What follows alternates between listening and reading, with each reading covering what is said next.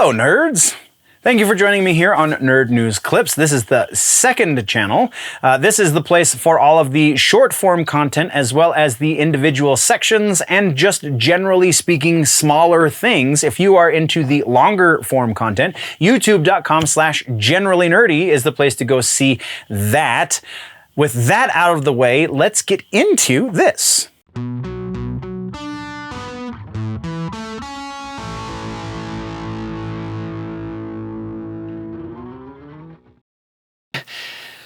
Starting off the news, we are in music, as we usually do. We have some new music starting this week off. We have another new Slipknot track that just came out a couple of days ago. This new producer that they're working with on this new record, The End So Far, is really flexing. Producer's name is Joe Barresi, and again, the record, The End So Far, is due out September 30th. This new track is a little bit of a different feel than the other two we've got so far from this record, and I dig it. This is more in line with my favorite stuff that Slipknot does, and I mean, I love the bangers, I love the heavy, super aggressive in-your-face stuff. This is more of an atmospheric kind of feeling track, and that is the stuff that, I mean, Scissors, Skin Ticket are two of my absolute top favorite songs from these guys, and this is more in line with those than it is, say, Wait and Bleed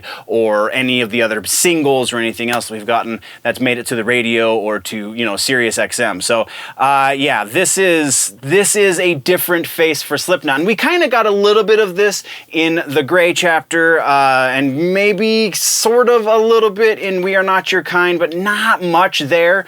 So I'm super duper appreciating this return to form. So absolutely recommend Slipknot Yen. Primus has released a new song this week as well. This song is called Follow the Fool. It is the final single from their Conspiranoid EP. The Conspiranoid EP, I believe, came out in 2019. This is the last thing they're going to be doing from there. Presumably that means they're working on new music, but honestly hadn't listened to anything off of Conspiranoid before this track, and man, I think I'm going to give the rest of this EP a listen. Based off of this track, this is almost a return to form for Primus. I haven't liked much that they've done since Green Naugahyde. It's been very hit and miss, with more on the miss side and very much less on the hit side.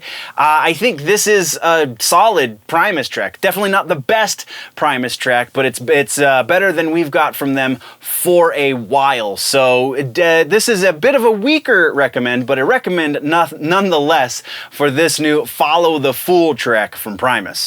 Continuing with new music, we have the Mars Volta has released a new track, as well as let us know about the new record and tour.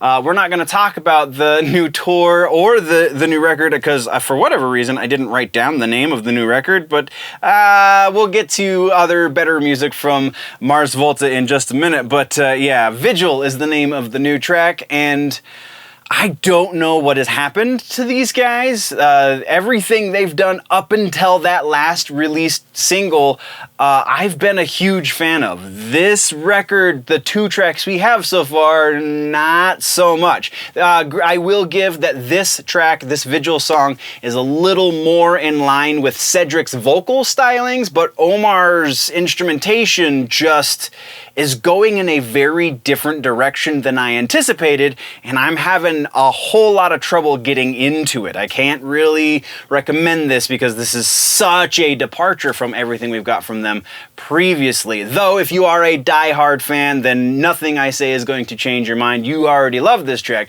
If you are like me, and De-Loused and Francis the Mute are kind of where you see the Mars Volta, this is not the same band. So not really a recommend for Vigil from the Mars Volta. And then rounding out new music for the week is Drowning Pool has released a new single. We haven't heard anything from Drowning Pool since like 2016, I believe. The name of this record is Mind Right. Or the name of this track rather is Mind Right. This track is a tribute to early days Pantera, to Pantera in general. Kind of, there's some Dime lyrics in there, it sounds like too. It's pretty cool, I can dig it. The new record record is called Strike a Nerve. It's due out September 30th. This is a very weak recommend. Drowning Pool honestly peaked with their first record. If you are into the new metal stuff, then you know this. They've done some solid stuff since, but it hasn't been quite to the same level. This is probably some of the better stuff that they've done since that first record, and honestly, this is a lot more aggressive than the previous outings from this band, but still, just the energy, the production on this is even pretty lacking by comparison as well. The vocals feel really lost in the mix. It's kind of, there's no kind of kick you in the balls kind of energy here. It's all fairly superficial, and I'm really not digging that either, though again, it is a bit more aggressive, so I can get behind that element of it.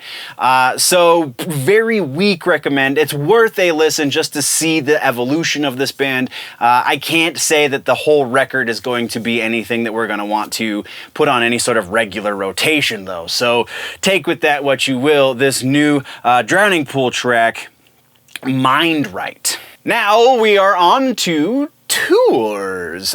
So we have two things to talk about on tours. Like I said, Mars Volta announced a tour, but based off of the quality, you can go check out their website, marsvolta.com, if you are really interested.